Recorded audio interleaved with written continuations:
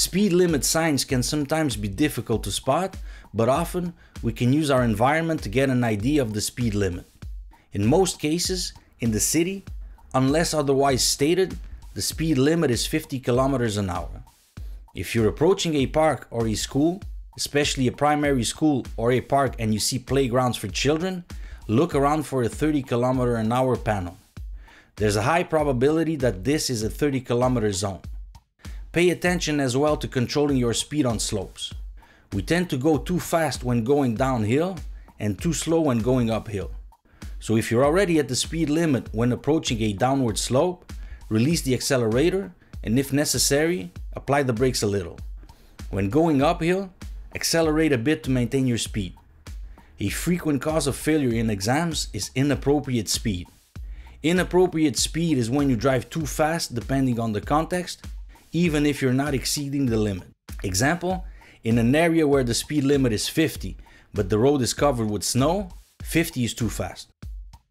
This is also the case when you pass near people getting out of their cars, pedestrians crossing the street, and so on. In this case, always maintain a sufficient safety margin. If necessary, keep your foot over the brake in case you have to brake in an emergency. The best thing to do in this case is to change lanes. Pay attention also to respect the speed limits in parking lots, which is always lower than on the streets, 15 in this case. Don't forget to always put your flasher and do your verifications, mirrors and blind spots before changing lanes. You cannot change lanes on a solid line or in an intersection, therefore pay attention when approaching intersections.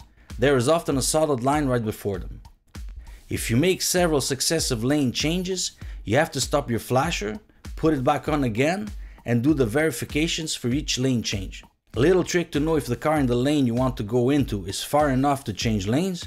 If you see the car completely in the mirror, it's far enough. If you don't, it means you don't have a safe distance to do so.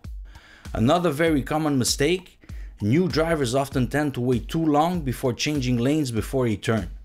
Do it in advance, at least a block or two before turning, if possible. Two mistakes are frequently committed by novice drivers at yields. One, they always look at the last second before committing, and two, they tend to spill over into the second lane when turning. Be sure to watch from a distance when approaching a yield. Watch at least 3 times, from far, then a bit before the yield, and finally, immediately before committing. Watching the traffic lights for the other cars can also help. There are mainly 2 types of yields. Those whose lane is reserved for us, meaning that the cars coming from the street where we want to go are coming in the second lane, and those whose path is shared, meaning that cars coming from the street where we want to go are coming in the lane we want to go into.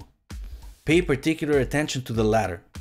Normally, when the yield has a reserved lane for us, there's a solid line separating the 2 lanes.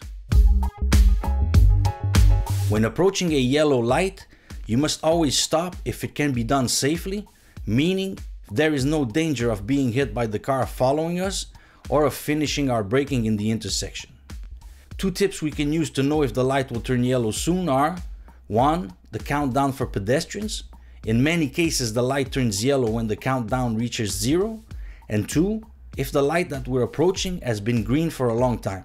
Basically, arriving at a yellow light, we must ask ourselves the question, do I have time to stop? Instead of, do I have time to pass it? After a turn, you should always take the first available lane. Something that very few people do in everyday life, as you can see here. At the exam, it is very important to do it. If the first lane is blocked by parked cars, or if it's a reserved lane, go into the next available lane. In this case, the second. If you just turn into a boulevard with 3 or more lanes, if possible, don't stay in the extreme left or right lanes. The left lane is for those who want to go faster, and in the right lane, there may be parked cars, buses, or other obstacles. I call this mistake the path of least resistance. Especially in residential areas, people tend to cut a little too diagonally when turning left. It can be very dangerous because you risk a head-on collision. Be careful to stay on your side of the road. So even if there are no lines on the asphalt, imagine one that separates the street in both directions. A relatively recent law, the Move Over Law, was established to protect police officers as well as certain other employees of road services.